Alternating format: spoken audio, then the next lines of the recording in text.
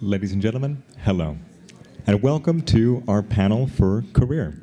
Now, before we actually begin this, I'd like to give a small note about what it is that we're going to be doing today. Over the IPN Retreat, you guys have been exposed to a variety of different members and parts of the IPN, but this part is going to be a little bit special, because we're going to try to make this as interactive as humanly possible. So the goal of this panel is to be able to discuss with you something that is very important for each and every one of us. For those of you who are just starting your degrees, this may be a little bit new and a little bit far-reaching. But for those of you who are reaching either the middle of your degrees or thinking about a career, just generally speaking, the goal is to be able to present you with different options that you might be able to become inspired by. The key thing, which is the most important thing to note, is that while it is that we're in grad school, we don't necessarily need to take the academic route. Indeed, while academia truly is something that is a lot of fun for a variety of people and becomes their lives in a really wonderful way, there are others with whom their story is a little bit different. With us today are three incredible guest panelists who we have to discuss their journeys and to answer each and every one of your questions. To begin with, I would like to introduce you to Dr. Andrew Dixon.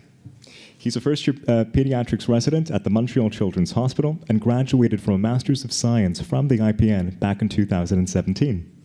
Before starting medical school at McGill, he worked for a medtech startup that's called TreadMD. Andrew's interested in community-led social innovation, care for quality improvement, and healthcare system change. When he's not busy with his clinical duties, you'll find him on a hike or curled up next to a great book. If you'd ever want to grab a coffee with him, he'll want to hear about any and all cool podcasts that you've been listening to. Next, we have the incredible Alan Schul, who earned his BSc in Physiology in 2016 and his Master's of Science in Cell Biology from McGill University back in 2019. After grad school, he wanted to get away from the lab bench, but was still interested in pursuing a career in science and medicine. So he decided to enter the world of scientific and medical communications and joined IC Axon as their medical writer in the spring of 2019. Now, in the position of medical editor, Alan works with stakeholders representing big pharma to deliver high-quality training programs for pharmaceutical sales representatives. And we also have the incredible Dr. Angela Tam, who graduated with her PhD in neuroscience from the IPN in 2018 and now serves as the senior scientist at the Montreal-based startup Perceive AI. Her professional interests include neuroimaging, machine learning, and age-related neurodegenerative diseases. Everyone, thank you so much for being here, and welcome to the IPN Retreat.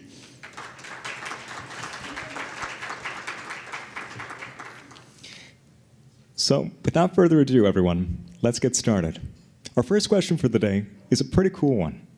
When did you realize that there were other different career options that were outside of academia?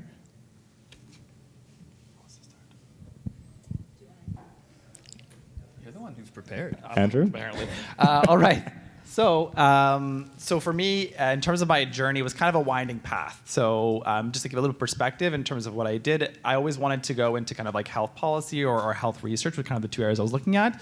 And then I kind of pivoted into medicine towards the end of my degree after doing a stint in a startup in business. So in terms of when I really knew, I think it's hard to say because the path kept on changing. And I think that's one of the points that I kind of want to take away, which is that you never really know 100%. You don't for me at least, I didn't go into it thinking, okay, this is my destination. This is where I want to go.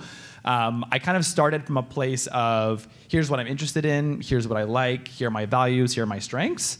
And then after kind of reflecting on those, and there's a bunch of different things that fit that mold, I kind of decided on going into medicine down the line. But I think a part of what this question kind of speaks to is trying different things. So I really enjoyed my research in the IPN, but what it exposed me to as well was the great stuff we have at McGill outside of the IPN, which is the things you can do with PGSS. So I was health commissioner, which got me really involved in health policy, which I was really interested in, and kind of showed me that I had a taste or an interest in that area.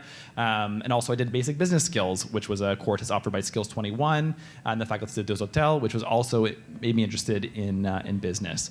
So, it's hard to say, when did I realize? There was never really an aha moment. It kind of just this winding path, and then eventually you kind of figure out what's the best fit. Very cool. Alan, how about you? Yeah, so I think my realization was more out of desperation than it was anything else. I really appreciated my master's experience, but I just knew I needed to get away from the lab bench. I didn't want to spend another 6 years doing a PhD or whatnot, playing with mice. So I think at that point I was thinking like, what do I like about science? And I just love the idea of science. I always have to my core. So I thought about what parts of grad school I liked, which was creating that really nice poster, creating that really nice and crisp-looking presentation, and then giving it so you can communicate what you've been doing to people. So I think that led me into dabbling into thinking about maybe getting into some sort of science communications or medical communications type of work. Lucky for me, about the same time, I got an email from IC Axon that was just kind of disseminated through my department saying we're looking for medical writers. So I just kind of took a whim at it, and I applied, got the job, and 3.5 years later, I've really enjoyed myself. I think I've gotten lucky, really enjoying my first job out of grad school. Sometimes it's a bit of a shot in the dark. But yeah, I think everyone knows intuitively that jobs outside of academia exist. I think you have to be willing and able to just take a little look. Yeah, so I agree. You have to just be a little bit proactive in thinking about different career options. So during my grad program, I just talked to a lot of different kinds of people. Like often, actually, my PI would get me in contact with other people who had alternative careers. So, for example, I got to speak with like a science journalist. I talked to an editor at Nature Neuroscience, talking about their careers. And people are really, really welcoming in talking about their careers and stuff. Everyone like on this panel and elsewhere, like we've been in your shoes, So, if you want to make a LinkedIn connection with someone, like send them a message if you're interested in talking about their careers and learning about them. Like, yeah, people are pretty open to talking to students about that stuff. So yeah, for me, I got into this job because one of my friends from my best friend from my PhD lab, he started his startup, Perceive AI. So, and then he offered me a job there. So yeah, definitely keep in touch with your peers and your colleagues and stuff, because they'll think about you, and you could be like a good fit for wherever they're at, for example. Or yeah, you just never know where your opportunities will be there. So yeah, just keep in touch with everyone and see where you can go. Kind of related to this, on a second question, how did you all kind of figure out once you started your careers that this was the right fit for you? We can do a similar order, or whoever would like to speak first. I think I just figured out I was good at it. That's great. Not only good at it, but like enjoyed doing it. In the world of pharma sales training, you get to do a little bit of everything. You get to some like market strategy thinking. You actually just write straight up science sometimes. You get to talk to clients, learn how big pharma views their newest and latest drug and what it means for the treatment landscape. I don't know. I think it's just one of those things where if you like it, you like it. And if you're excelling at it, then it's probably a good fit. Yeah, so for me, it was really important that my research could be used in a real-world setting. So I realized like that was only going to happen if I joined industry. So yeah, there are a lot of different options out there, like medtech, biotech, working with a pharmaceutical company, at a pharmaceutical company to be exact, or like a contract research organization. So those were all places or sectors I considered joining. And right now I'm in medtech. Yeah, so I guess like how I realized like this is where I want to be. It's this like importance for me that my research can be used like in a clinician's office, for example, or enriching clinical trials, and that my research wasn't gonna just be a PDF or a proof of concept study. I mean, like all like research outputs like from academia are super important and everything like that. But if you want your research to scale up and become a product that can be used by the masses, then you need to go into industry. So that's what drove me there. Yeah, definitely agree with a lot of what's been said. I think for me, so I was in a wet lab during the IPN working on multiple sclerosis research on a mouse model, and I was very fortunate that I got to attend a conference at the MS and MS conference that was for the trainees that were working in MS, and that provided me an excellent opportunity to actually meet patients. Patients who are affected by MS, who live with MS every day, and you get to explain your research and what you're doing to them and to the community. What it made me realize is that that's one of my favorite things to do. So I love, speaking to people. I love kind of explaining scientific concepts in ways that relate to them, and then also listening and understanding their perspectives, how the disease affects them and what matters to them. Because sometimes what we focus on in research actually is not what they're focused on. As an example, in MS, I'm looking at the pathophysiology, the mitochondria, and the myelin, and they're like, I have brain fog, and it's driving me crazy. And a lot of people told me that, and they're like, what are you doing about brain fog? And that was their main concern. So I think what I realized as well as I started my medical training, the thing that I loved the most and what I really started during the IPN was being able to explain scientific concepts in succinct ways for a variety of audiences. The way that you explain your master's or PhD thesis to your buddies who are in the similar program or even in a different area of neuroscience is going to be different than you explain it to like your grandma, for example. And I loved that challenge. I love that adaptation. And I really just tremendously enjoy working with patients. It's a very rewarding area. It's a very privileged area to be doing. And I realized as I was going through my medical training that kind of interface of using the basic science that is so fundamental and so important to improving health for people and then translating that in the clinical environment and working and speaking with patients. That's really awesome. Thank you, guys. Now, kind of related and piggybacking right off of what you were mentioning, Andrew, how did your research experience help to guide you to where you are today? Or how would you say that kind of being a grad student helped to get you to where you are now?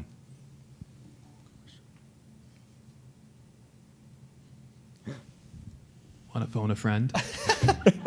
Let me think. No, I think as a graduate student, first of all, one of the greatest things of being a grad student is that you get to meet so many people, which is amazing. You get to meet people from all walks of life. And I think that, as Angela was alluding to before, in terms of talking to people and understanding what different people are doing and the cool things that are going on is like one of the best things about grad school.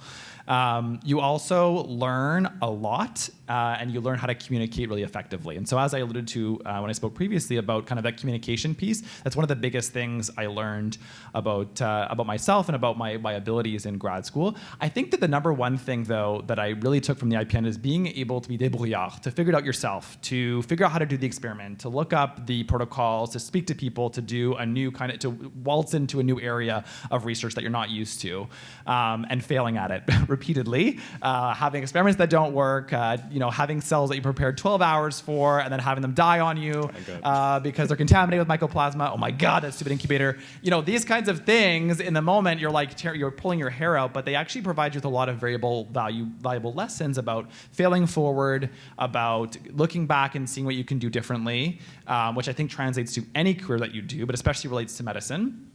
In terms of the high stakes environment that we work in, whenever a mistake happens, we kind of have to go through it in a systematic way. And I really learned how to figure things out on my own and get support when I need support and talk to people when I need to talk to people to get the answer. But also when something doesn't go right or doesn't go exactly according to plan, to go back and look at it and say, okay, what went wrong and how can I do better? So I think those are kind of two big key areas that I took from my master's in the IPN that I use every day. Yeah, to piggyback off of Andrew mentioning just being exposed to so much, in grad school, you're constantly just being info dumped on. You're seeing the latest named lecture, you're seeing presentations from your coworkers or colleagues. You're reading, or supposed to be reading, all those papers that your committee tells you to read. And what that really ends up at the end of your degree is that you've cultivated a skill set of being able to look at a whole bunch of long and complicated information, synthesizing it and being able to put it back into a broader context, which is your thesis. And that's just kind of a soft skill you can take with you no matter what career choice you end up taking after this. Employers are always looking for that person who just knows how to see that big picture. One, it makes you a better employee selfishly for them. Two, it'll probably get you some more job satisfaction out of knowing how your one role fits into the larger grand scheme of things. But yeah, being able to synthesize large amounts of information this day and age is just so critical. Yeah, so in addition to the soft skills that you get during your PhD, graduate programs like PhD or master's, in addition to time management and like being able to effectively communicate results or whatever, you can also, like, if you want to be a scientist in industry, like directly use all of the skills that you're, currently training with right now, then yeah, you can do that. So for example, for me, I'm a senior scientist at a med tech company, and we're making clinical decision support tools. as well as tools for clinical trial enrichment for pharmaceutical companies. So, a lot of my day-to-day, there's a lot of overlap between what I did in my PhD as well as my postdoc. So I'm still doing a lot of data processing, data engineering, running experiments, compiling results. I still attend and present at conferences, for example, like still giving talks and making posters, and I still publish papers too. So I write manuscripts, and I go through peer review, all of that stuff. So if you wanted to do exactly all of those things that you're doing right now, you can do that in industry. That's extremely awesome. Thank you, guys. Now, okay, here's a hypothetical for you all. If you could go back in time, what tips do you think that you'd want to give to your younger self when you first began to think about your career right after graduate school? So for me, I think I wish I had taken more stats courses, Nice. to be honest. I also do a lot of software development now too. So yeah, the company I work at, it's a software as a service company. So our products are softwares. And I did a lot of coding during my PhD also, even though I actually didn't know how to code before my PhD. So that was like a huge learning experience. But yeah, I do a lot of software development now, a lot of coding these days. So to this day, I still haven't taken a computer science class, so part of me kind of wishes I had done that.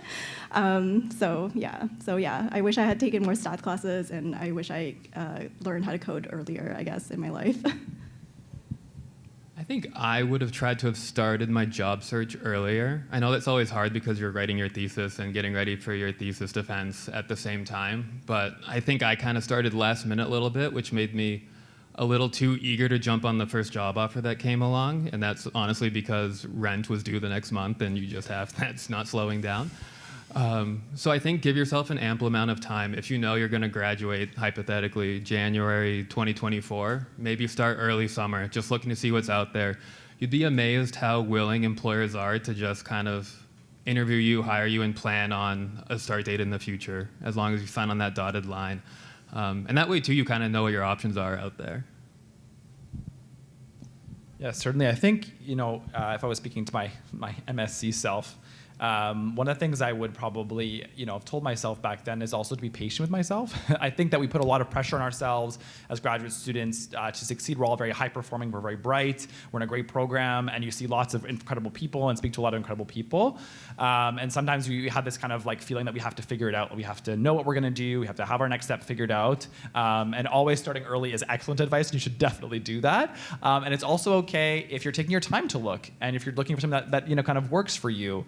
And if you're not sure if you want to go the route that other people are going, and that's why this panel I think is so great, is because a lot of people that you speak to are interested in academia, and that's fantastic. And a lot of people really derive a lot of joy from that, and that's what they want to do with their careers, and that's awesome. But there's so many jobs out there, and so many cool jobs that you don't know about until you speak with people that are doing them, and they're doing cool things. And so I think that I would have been patient with myself and allowed me that flexibility to speak with people, see what they're doing, and then come to a decision for myself.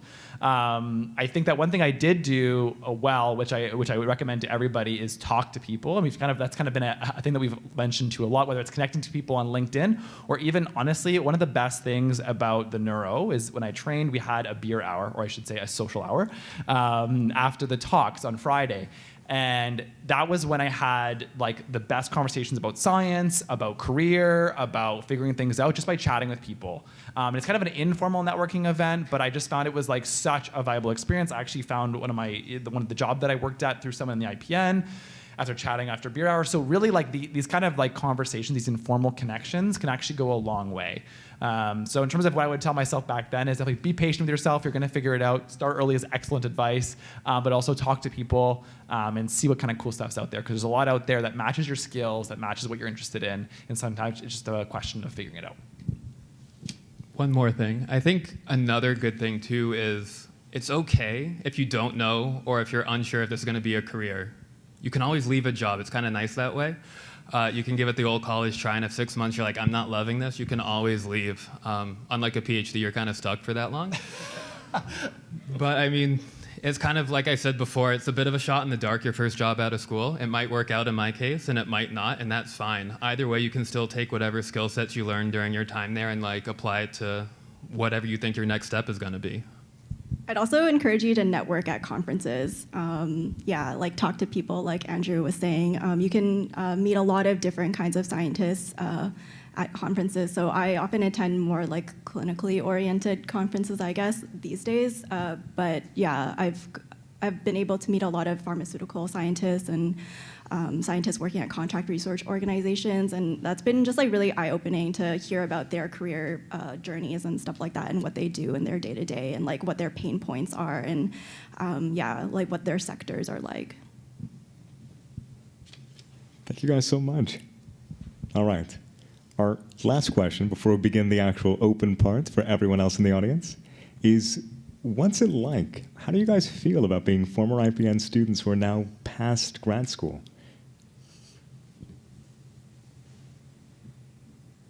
It feels great. That's great to hear. Good. I'm personally enjoying this stage of my career so There's far.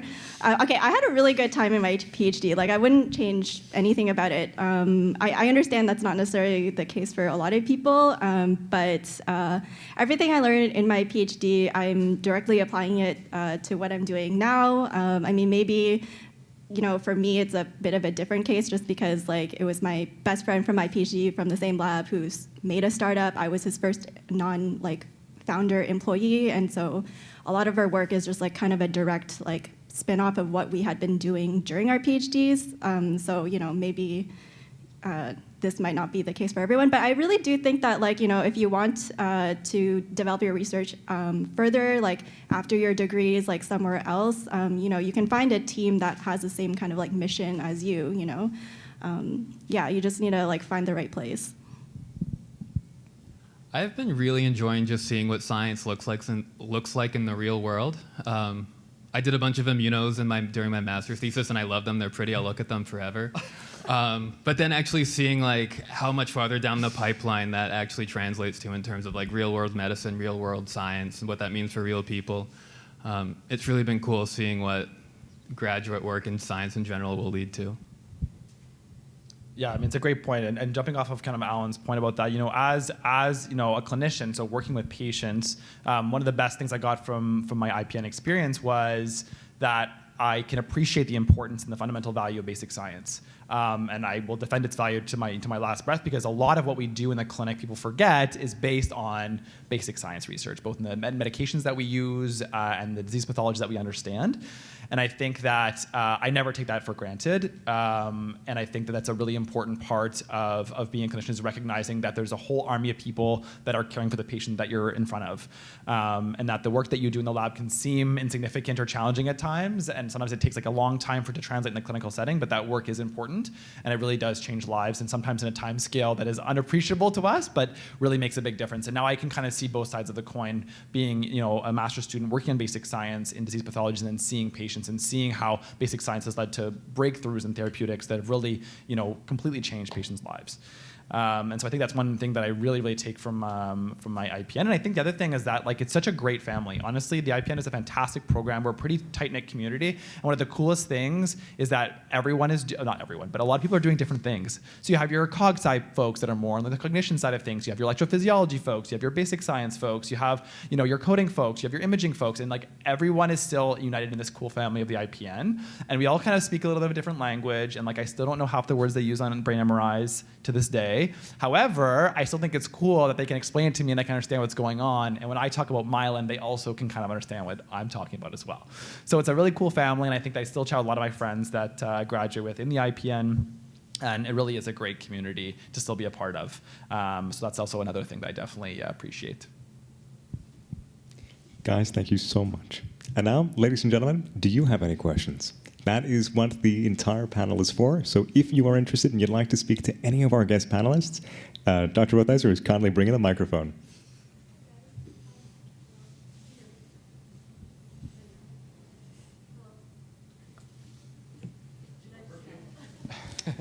That's okay. We're going to get that fixed up in just a second, and then we'll begin with the questions and answer period.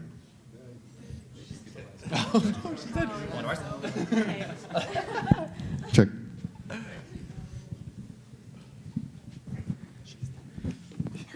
I feel like I already know the answer to this, but have you guys ever dealt with imposter syndrome, and how did you get over that? You don't? No, I'm just kidding. No, but like even like being here, having done a PhD and a postdoc and working in industry for a couple of years, like I was just like, I don't know if I'm qualified to answer your questions, So yeah, you just have to like get over it somehow. I don't know. I mean, yeah, I think no matter where you're starting, whether it's a new postdoc position or a new job position, it's amazing how useless you are those first couple of weeks, and that imposter syndrome will set in really quick. I know I had to remind myself, like, your trainers know, your employers know that there's a learning curve to everything you do. Try not to be so hard on yourself. It's a hard lesson to learn, especially after grad school, where we do that a lot to ourselves. But I think it's a little bit inevitable, but that's okay, and it's a hard thing to remind yourself of, but you'll get through it. Yeah, it's a great question. Definitely, I felt it for sure, especially in the IPN. There's lots of really bright people in the IPN, in med school, same thing, and even in pediatrics, in medicine, there's tons of really, really bright folks, and I definitely have those feelings on a pretty frequent basis.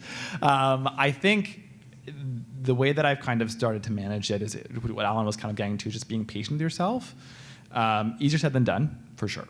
But I think the more you realize, there's Dr. Glockenflecken, who you may have seen on Twitter, is amazing and hilarious. He's an ophthalmologist, and he kind of talks about after every day, he asks himself, did I suck today? And if you suffer from imposter syndrome, like most of us do, you'd probably say, yes, I did.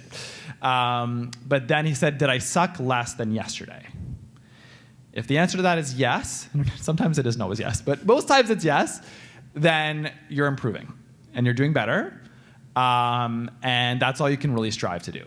And so if at the end of the day you said, did I suck today? And the answer is yes, because you have imposter syndrome like all of us, then great. But did you suck less than yesterday? And if the answer to that is yes, which I promise you it should be and it will be, then you're getting there. And so I think that's kind of like the little reminder that I give myself when I'm having those days where I'm like, oh boy, everyone here is so bright and so smart and I could never kind of aspire to that. I say, well, am I sucking a little bit less? Great. Then we're getting somewhere. There's progress. And I think there's always you have to just give yourself like time to grow, and like when you start a new job, like there's always opportunities to like learn on the job, right? So you don't have to feel like 100% ready to to be like, okay, yeah, this is when I'm gonna like make the jump to this like new job or something, because this is when I'm ready. Because like in truth, like you're never gonna feel like 100% ready, right? And the thing is also when you start a new job, it's probably gonna be a little bit different to what you had expected too, So you need to be like flexible in shifting like how you approach developing solutions or something like that, or whatever. And yeah, you just like Alan said, like be patient with yourself. Like everyone starts somewhere, right? I think hold on, just one add-on. I think a good kind of tangible strategy too is when you're first being onboarded to whatever the new position is, you can work with your manager and create like a checklist of things you should aim for in 2 weeks, in a month, in 2 months, and then try and meet with your manager regularly, and you'll see that they cross it off. And it's a nice, like, visible, tangible way to actually see that you belong, that you deserve to be there, you're getting better, and that'll hopefully help alleviate some of the symptoms. So my question is, can each of you briefly describe a day in your life and what that's like? Sure. So in terms of, I'm in pediatrics. I'm a first-year resident. Basically the way that it works is every month I'm doing a different thing in pediatrics. So for example, right now I'm doing emergency medicine. So what my day looks like I would say an average day is I'll have clinical duties, usually sometimes during the day, sometimes at night. But I'm seeing patients pretty much every day. And you'd be surprised about how much time is patient-facing and how much time is paperwork behind the scenes. I can tell you it's a lot more paperwork than I would like, and not as much patient-facing time. But to give you a concrete example, so actually I worked overnight in the Emerge at the Children's. And so what my day looks like is you start the shift, you kind of get handover for the patients that are currently in Emerge and what their management is, what we're going to do with them in terms of their plan. And then once we kind of reassess the patients that are already in Emerge, we also start to see new patients that come in by ambulance, and also the patients that are in what we call the walk-in side. And then in the clinical environment, it's a lot of talking to patients, hearing their clinical history, understanding what's going on with them, and then depending on what it is, doing some more lab tests to try and figure out what's going on, communicating with them about what to do, sometimes admitting the patients to the hospital, talking to other teams involving specialists, et cetera. Or in pediatrics, we're great because a lot of the time they're coming with a cold, and it's like, you can go home, everything's great with your kid, with your little baby, and everything's wonderful, which is great. So that's basically how it goes. Then you write your notes, you kind of do a lot of the paperwork that's behind the scenes, and then you're off shift, and then you get to sleep and then wake up and do it all over again. But it's a very rewarding, I mean, my best parts of my day are working with patients, for sure. Hitting your head against the bureaucracy of medicine in this province, and any Canadian province, can be challenging, for sure. But I think that working with patients, which is a good fraction of my day, is the best part of my day. Okay.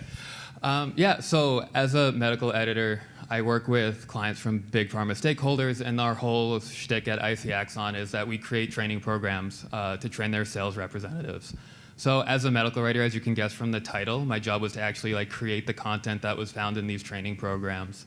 And these pieces that we worked on range from anywhere from your typical clickable PDFs, kind of more interactive deliverables. We've done a lot of animated videos. We've even done some augmented reality and AI chatbots. Now that sales training is getting into that area a little bit, it's kind of cool. So I was very much involved in just the nitty-gritty writing things down. And obviously that will change, and how you write will change depending on what the piece is looking like. Now as a medical editor, I have a team of medical writers that as you can also guess, will edit their work. And that, again, how I edit things for messaging will, again, change depending on the type of piece we're working on. And then, so that's about half my day these days. The other half, I'm actually working more close hand in hand with our actual client stakeholders, talking about strategic planning, curriculum mapping. If we know that in about 2 months there's some new exciting safety data that makes their drug look way safer, we're going to sit down, fly them in. Sometimes they fly us out to meet them on their campus to talk about what this means for their drug and the grand treatment marketplace in general, and how we can help them meet their new training needs, because now they have a whole team of sales reps that are going to need to know how to speak to the safety data in a way that won't get them sued. So that's definitely an interesting aspect of it. So as a senior scientist, I think my job might be more familiar to what you all are currently doing. So yeah, of course, I'm really heavily involved in the research and development side at my company. So I do a lot of data processing and data cleaning, and yeah, running experiments. So for me, running experiments is doing it on a cloud server.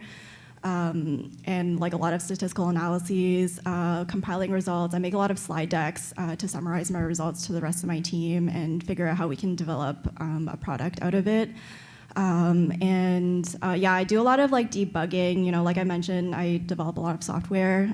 So a lot of it's trying to optimize my code to make it run faster or more efficiently. What else? Yeah, I do attend conferences and I write manuscripts too. So yeah, that stuff should be pretty familiar to everyone, at least a little bit. What is different though is that I get to interact more with external parties and stakeholders like pharmaceutical companies or clinicians. Yeah, because a lot of our products are in co-development with pharmaceutical companies, so a lot more collaboration there.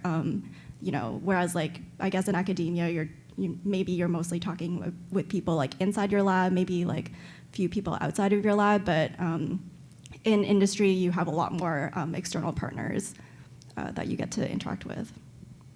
So yeah, lots of meetings. Well, not lots on my side, but yeah, sometimes there's meetings like that, and sometimes I'm involved in pitching to pitching to potential clients, to get them interested in using our services for their clinical trials, for example. Hi, I have a question. I was wondering if each of you could briefly just discuss the salary range for your positions in your, I guess not specifically your salary, but just what the range is that you would expect in that type of position. And Angela, also if you could just maybe discuss the salary range for when you were doing your postdoc, what postdocs were making. Okay, yeah, so I did a postdoc in Singapore, and the salary range for that is quite different from doing one in Canada. So if you're interested in making money during your postdoc, I would suggest not doing one here. I was like really well off in Singapore actually. So that's as much as I'll say, I guess. Because I'm like a data scientist, you can. Well, okay, so I work at a startup, and I work at a very small, like early stage startup. Okay, so we're a team of 4 people right now. We haven't even closed our first funding round yet. We're really close to doing it this month, but yeah, so because of that, we work with a very limited budget right now. So I wouldn't say that my So yeah, when you work at a startup, you have to just keep in mind that you're not going to be paid as much as a larger company, for example, okay? But you can be compensated in different ways, with stock options. So yeah, you just, and like a lot of flexibility too. Startups, you can, work from home more, or like they'll give you more potential vacation time or something, or yeah, there's just like a lot more like flexible options to try to attract talent to a startup, because the base salary just really isn't going to be as high as a larger company. Yeah, for like a data scientist position, you're looking at, well, if you're like a senior data scientist, you're looking at like upwards of like 100K. So yeah, if you can code, that's a very highly valued skill set. Yeah, so the world of medical writing is a really broad umbrella. You can do what I do, which is sales training. There are companies that are out there whose sole purpose is to write the manuscript for Big Pharma, that then gets submitted to the New England Journal of Medicine to be published, and you get a tiny little acknowledgement saying you helped. It's true. You could also be a medical writer for like a market access company, which is actually more involved in like the data analyzing of how to optimize your drug pricing for a market. You can work for a medcoms company where you're actually getting more into like the granular science of it, because you're talking to doctors and senior scientists out there at the next conference. I'll say at baseline, you're usually going to enter at an entry-level position. So if you're out there with a PhD, you should be able to negotiate a salary bump to reflect your PhD. I'm going to say across the board, you're probably going to start at less than 6 figures. I can't imagine a company that would hire you at entry level above that. That being said, in the world of medical writing, you can make a career out of it. There's a lot of room for growth. You can start as a medical writer, in a few years be an editor, a few years after that become a medical director for a whole training program and a whole content department. So you might start off slower than you might want, but if it's something you're interested in, there's definitely payoff in the long run. It's a very good question, and I think that we don't ask it enough, frankly. So thank you for asking the question. I know it's a very uncomfortable subject to talk about, salaries and stuff like that, but we should do it more often. And I think also amongst employees at the same company, you should also talk about your salaries, because then you can negotiate for higher salaries, which is what we did at the startup. So I'm very lucky, because in medicine, all of our salaries are public. So in Quebec how much medical residents are making. So as an entry-level medical resident, and it's the same across specialties and family medicine in Quebec, you start at around $48,000 a year. And then every year it increases, I think, to a maximum of about $60,000, $62,000 a year. It varies according to Canadian province, with the maritime doctors making the most in Canada. They have a great union. Amazing. And then as a physician in Canada, again, it varies by province, and it depends on what your specialty is. It depends on what your practice looks like. Without getting to the nitty-gritty of how physicians are remunerated in Canada, it's mostly fee-for-service. So the more acts that you do, or the more patients that you see, the more money that you make, as a kind of general rule, although there are exceptions to that. So as a pediatrician, for example, in Quebec, I don't remember the figure off the top of my head, but I think it's around, if you can Google it, it's Googleable information with MD Financial, and I think it's about $300,000 to $350,000 a year. The way that it works as a physician is that often in Canada, care is publicly funded, privately delivered. So what that means is, if, for example, I'm a pediatrician working in an office as an out clinic, then I bill the government for my medical services, and then I have to pay the overhead for the office that I'm renting, for example. So when you see the public figures of like $350,000 a year, that's what like physicians will bill on average in Quebec. And then about 20% of that goes to overhead and cost for the clinic, and the rest of that is, or to pay like your employees, for example, if you have like nurses, allied health professionals that help you with the care of your patients, and the rest of it is take-home salary. Also, an interesting aspect of being a physician in Canada is that you're an independent worker or contractor. So that means that you don't have any maternity leave, you don't have any paternity leave, you don't have a pension that you pay into. It's all kind of on your own. So you're kind of very financially independent in one sense, and you get to dictate a lot of your terms, of course, within the confines of the agreements with the provinces. But you are financially responsible for yourself in terms of all those different things. But a bonus is that during a residency, you do have paid maternity and paternity leave, which is great. And it's an important benefit for a lot of folks that do their training. Yeah, that's a little bit about kind of the physician remuneration in Canada. Yeah, so I actually like asked a few friends like who work at like a pharmaceutical companies like as scientists, and like other friends who've been like interviewing at like different medtech startups and too, like about their salary ranges. And I do remember like one of my friends saying that she was making around like 75K. And then another friend mentioned like the offer was about 85K. So these were more like junior positions though. But yeah, they still were like PhD qualified and everything like that. And I do want to like stress that like as a data scientist though, like when you're coding and you have machine learning like as a skill set, then that really does give you like a really big bump compared to other kinds of scientists. Okay, my question's for the medical route. So I know you mentioned that you worked a few years after, or like not years, but like a short while after your master's. So I was wondering if, like, when you started the application process, was there overlap with like maybe writing your thesis, and like how did you manage? And then also, I don't know if you have to write the MCAT, because if McGill doesn't, you know what I'm saying? But if you did, when would you suggest like throughout the timeline would be the smartest time to write it so you can manage like all of that at once? Excellent questions. So I'll start with the application process. So applying to medical school is brutal for those of you who have done it. It's very competitive. So being completely honest, so I applied, I applied three times. I applied to the MD MBA program when I was graduating from as like an afterthought after undergrad. I was like, oh, I want to do law. Oh, I want to do an MD MBA. Wasn't thinking through. Anyways, I was all over the place. So I applied to that, then I was waitlisted, so I didn't get in. And then when I then applied the first, and then I applied again. Sorry, I applied the first time as a willy-nilly after undergrad, didn't get in. Applied again before, in my first year of my master's for the MD MBA, didn't get it. And then I applied, and then I took a year off, finished my master's, and then applied again while I was working for the third time, and then I got in. So just to say that apply more than once. It's a competitive process. A lot of, like almost all my friends, a very classic story is like, yeah, I applied 2 times or 3 times to get in. Some people get it in the first shot. Good for them. I'm not one of those people. So it's an arduous process, and if you really want it, you gotta kind of stick to it. In terms of balancing, so when did I write my MCAT? I think I wrote my MCAT in the first year of my master's, I think, because I applied across Canada when I applied for the second time, across Canada for medical schools. So I did write the MCAT, which I do highly suggest doing. I know that your odds are lower if you apply outside of Quebec in terms of, I'm not sure which province you're from, but a lot of it's based on your residency, so where you live. So the MCAT, I think, is worth it. It's a hard exam. It's more fun than the LSAT, which I also wrote, which is a worse exam. A lot of money in standardized testing is not worth it.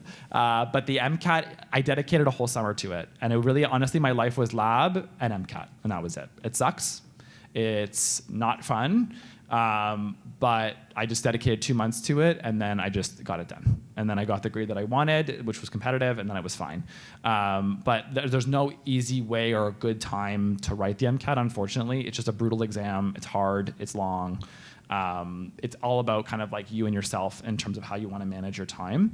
In terms of the application process, getting started early is fantastic advice, especially if you apply to multiple schools across Canada. They each have different dates, different programs, like in terms of like you can apply to MD MBAs, you can apply to MD MSCs, and there's little kind of differences across the board with all different application dates.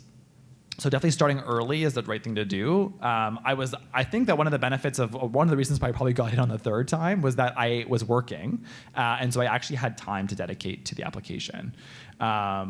And so I kind of could spend more time on it versus during your master's, of course, you're very, very busy and it's a bit challenging to do it, but you can do it. I know people that have. Yeah, in terms of concrete advice for the application process, I would just say like start early, know yourself first, and be wary of advice, directional advice that people give you. Like people who tell you this should be on your CV or like this should not be on your CV. It's all about you. It's your story. It's your path. And there's ways that you can frame it in a way that's competitive, which is important. But in terms of the actual content, like people in medicine come from all different backgrounds. I have someone in medicine who was an air traffic controller before. Like their pathways are so weird and wonderful and amazing, and everyone has their own story. So don't feel like you have to fit a mold when you apply. But we can talk afterwards too if you have more questions. Hi, thanks for bringing up your experiences. I've got 2 questions that are aligned. The first one is that what is the advantage of having a PhD in the industry and compared to the ones which don't have a PhD, but they have more work experiences? How comparable are we to those? And does having a PhD limit the options available in this industry for us?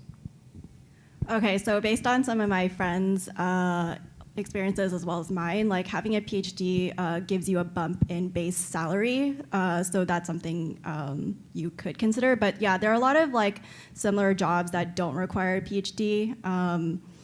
So yeah, but pharmaceutical companies and like med tech companies like will value that kind of training, because yeah, you have a very not niche per se, but like a very specialized set of skills, right? And like also knowledge, right? You know, because you like think of how many hours you spend reading papers and then developing your experiments and everything like that. So it really depends on the kinds of jobs that you're looking for, but if you're looking for a scientist job, especially a senior scientist job, then that is where like a PhD will often be required as, to even apply, and sometimes postdoc experience is even like preferred. Yeah, I think it comes down to how close the doing of the science to industry job you're looking at is. Obviously, in the terms of data scientists, like I think a PhD is kind of a non-starter if you don't have it. In terms of the rest of the world, I think what you'll often find is they might require a PhD, but they also might say, or a master's with 5+ years of experience in a related profession. And if you're entering the workplace that much earlier because you didn't stay in school to your PhD, that's like easily doable. I don't think it's as much of a handicap as people think it is. So if you're in a master's and you're on the fence of whether or not you want to do a PhD, don't feel like your options are limited if you don't. It's totally doable to live a happy and successful career without one.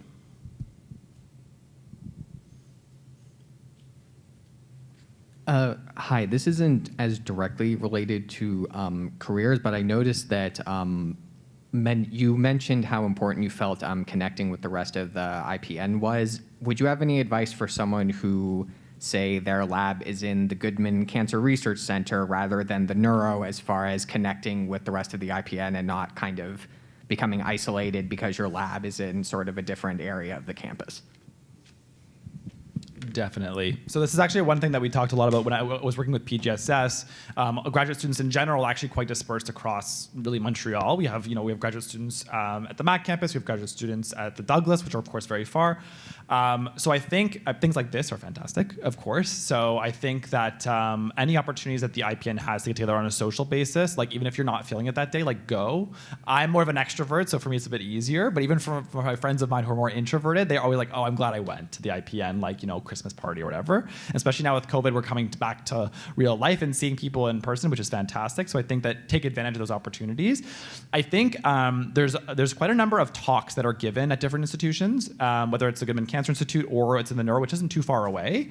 And so I would say going to those is great because often you'll see people there. There'll often be like food, you can chat afterwards. So if there's a talk that's even tangentially related to the work that you're doing, that's kind of an excuse to like go to that site and also tell your PI that you're going to a talk, which is really relevant, and also go and chat with your buddies from the IPN. It can definitely be isolating to be at a more remote site. You have to put a little bit more effort in, I think, to connect with other folks that are at the kind of the big sites, like the RI or at the neuro. But I think that it's definitely possible. You need to be a bit more intentional about taking advantage of those opportunities. The other thing too, which I obviously love, is Thompson House is like the best place in the world. I spent way too much time there during my master's, but it's a great place to connect. It's quite central for a lot of folks that are either near downtown on the downtown campuses. So making an excuse to grab, a coffee with somebody at Thompson House and just chatting about your research, or even just catching up with somebody, I think is also like a really great opportunity that we should take advantage of a lot. So those are a couple kind of pieces to try and stay connected. Yeah, so I was actually in the same boat as you. I actually worked in a University of Montreal hospital, so not anywhere close to here. I was very rarely like on McGill campus at all. But like okay, so I actually hosted trivia nights at Thompson House for a really long time. So yeah, I got to meet a lot of people like that, and I was a little bit involved in doing some GSAN events too, and I did make it a thing to, come to the BIC talks and other series of talks like that, like hosted by McGill, the IPN, So yeah, that's a really good way to make friends in the IPN. So my question is about continuing with further education after you graduate from IPN, and even for those who went into working afterwards IPN, how did you take what you learned from your degrees, whether that be the master's or a PhD, and then convince in interviews or in applications down the road how you can transfer your knowledge that you learned while studying or doing research into the clinical field or into medicine, for example, or into medical journals and stuff like that? How did you guys transfer what you guys learned into the application process or the interview process? Yeah.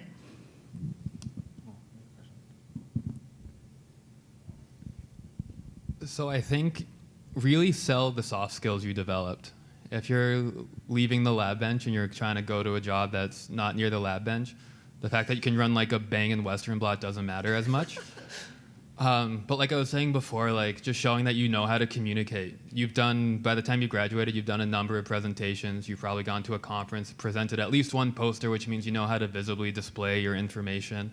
I know when I interview people, one of my favorite questions is just for them to give me an elevator pitch of what their thesis was about. That's a really good way to kind of thin the herd and see who knows how to communicate effectively and who doesn't. So I think just, soft skills, stuff like that. Yeah, it's a really good question. I think we do a lot of, we learn a lot of really hands-on skills, at least for me in being in a wet lab, and even if you're coding, you have a lot of hard skills for sure, that I think actually translate. So for example, coding and knowing statistics are super helpful in medicine as well. The era of big data and clinical research, which also of course clinicians can be involved in, is super important. I wish I had done way more of it.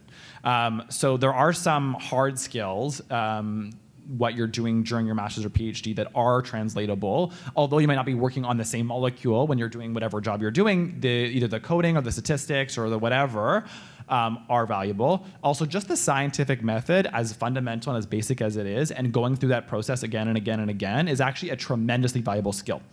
That I think that we actually take for granted that that's the way that we think, but that structured thought process of and I think that failing in the iterative kind of nature of the scientific process is a super, super valuable skill, but recognizing that you're able to do it and that you're able to fail and you're able to look at experiments and see what went wrong and then improve is probably the most valuable skill that I learned during the IPN and that I translated into my applications for medical school and also in medicine in general. So I think in terms of the interviews, those of you who know applying to medical school, the interviews are kind of different, panels versus a multiple mini style, which is basically a bunch of scenarios that you're in. And that critical way of thinking, that structured approach, that knowing your strengths and weaknesses, and knowing that at the end of the day you're going to figure it out, I think are actually extremely valuable, in addition to, of course, all the soft skills that you do learn during your master's and PhD, which will serve you well no matter what you're doing, including more school. Just a note on more school, I've been at McGill now for way too long, 10 years, which is absurd.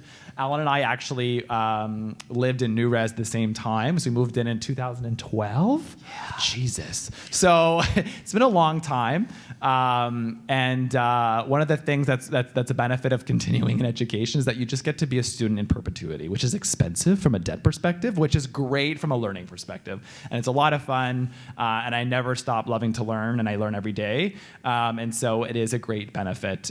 So advocating for more school always. But it does get a little bit tiring for sure. And knowing why you're doing for more school and not making it just a knee-jerk reaction and thinking like, okay, I'm gonna do a PhD or I'm gonna do the postdoc because it's the next logical step. I would challenge folks that think that to take a step back and say, okay, why do I wanna do more school? Is it because really look inside? Is it because I'm afraid of finding a job? Is it because I'm afraid I'm not good enough for a job? I don't know what jobs to look for.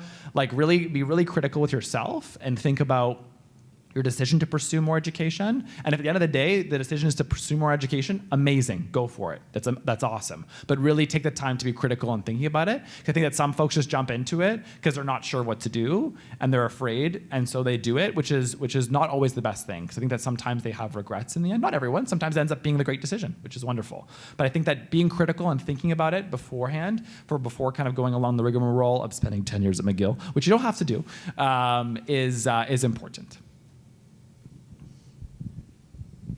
So if you don't want to necessarily go straight away to the bench, and using all the quote hard skills that you're gaining throughout your graduate studies, I think you should focus on the soft skills that you're getting. So project management, are you able to effectively and efficiently start a project and then finish it? And this is something you can prove with a track record of, with your publications, for example, that's really a solid proof that you're able to start a project and finish it in a given amount of time. Also by writing and everything like that, you're learning how to effectively communicate ideas. And some of this stuff is really complicated, what we're doing, so to be able to communicate that to, maybe a non-specialist audience, also, that's a really good skill to have. Trying to think of what else is super important. Statistical analysis, you're learning learning and doing it, of course, at some point, during your grad studies, so that can be applied anywhere, right? In any field. So yeah, and if anyone's doing neuroimaging with big data and so you're probably coding or at least automating some processes with a little bit of code, that's also a very important skill. Well, not so important exactly, but that's a skill that you can take with you anywhere. Ladies and gentlemen, that is time for our panel for today. Can I have, please, a gigantic round of applause for every single one of our panelists? Andrew, Alan, and Angela, thank you so much for coming and joining us today. Before we go on to the next stage, I'd also like to have a round of applause for the incredible Dr. Ed Rothheiser, who is going to be talking just in a few moments, but it's thanks to him, as well as Adriana, that this event came off the ground. And with that, my name is Alexander Bailey. I am the president of GSAN for this year. If you have any questions for GSAN or any of our panelists, please be certain to reach out to us. We hope that you enjoy the rest of this amazing retreat, and thank you all for attending. This is absolutely incredible to see you all today.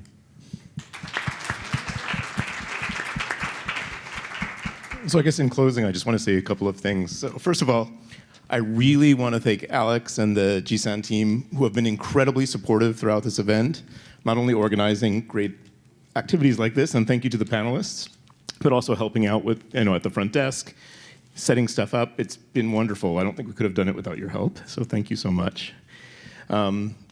The other thing is just, thanks to all of you for staying here to the end. I appreciate it a lot. And I recommend that you all take the doctor's orders and go to Thompson House and enjoy the party.